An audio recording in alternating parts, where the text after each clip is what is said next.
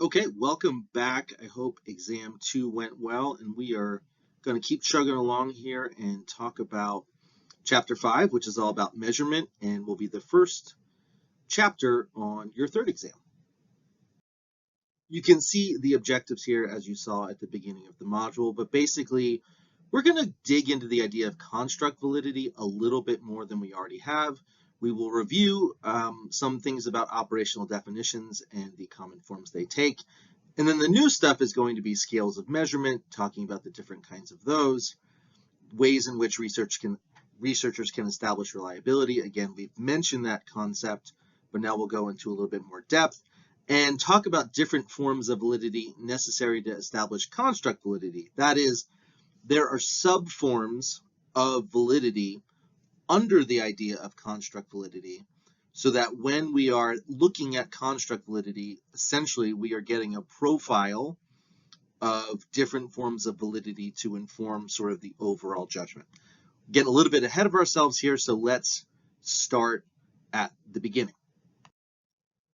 And the beginning is really the past. So I want you to think of and review from the last part of the class what a conceptual variable is and what an operational variable is. Now pause it here to actually do this retrieval, because this retrieval will help you remember these things and help them stick in your long-term memory longer.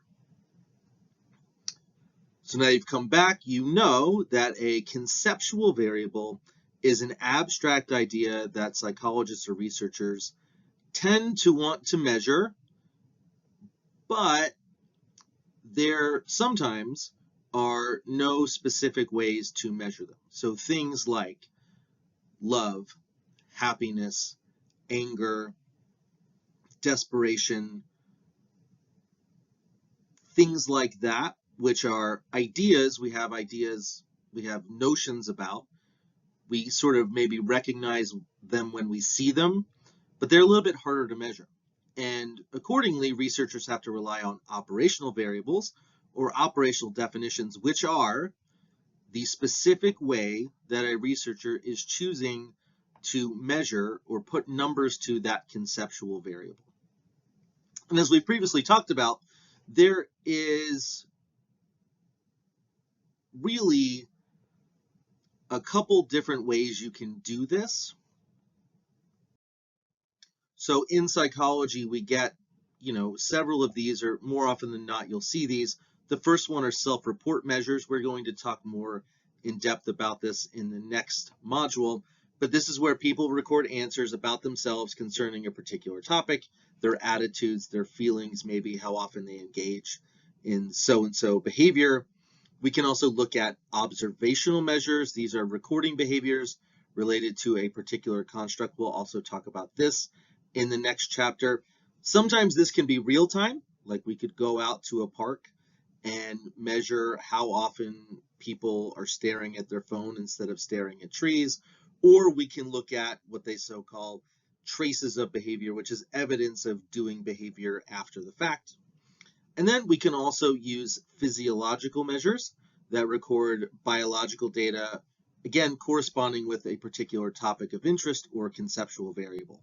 So here we can talk about things like pupil dilation, electrical activity on your skin, increases or decreases in heart rate. And then with fancier, more expensive equipment, we can look at things like brain activity, hormone increases, cortisol release, things of that nature. And previously we talked about how, for operational definitions, the first most important thing is that there is one, right? And I mentioned back then that,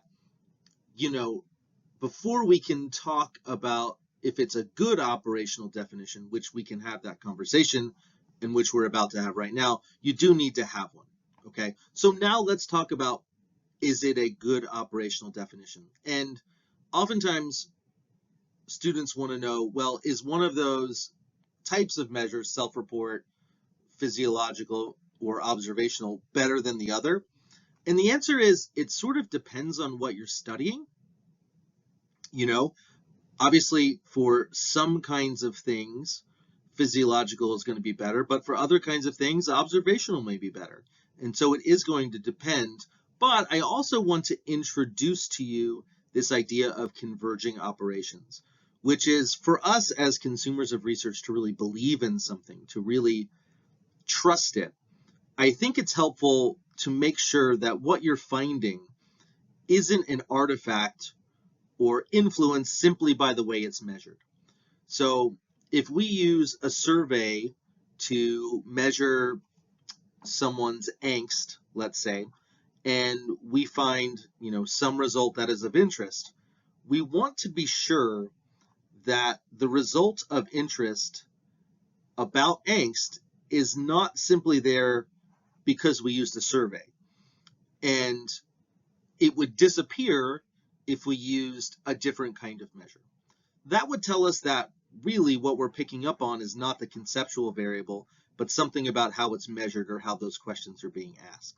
So the research we trust the most are the research on conceptual variables, where researchers are using different kinds of operational definitions, yet converging on the same conclusion, right? And that's that idea of converging operations, that a conclusion becomes more trustworthy, we can believe in it more, when different measures, oftentimes run by different labs in different parts of the world, agree or converge on the same pattern of results.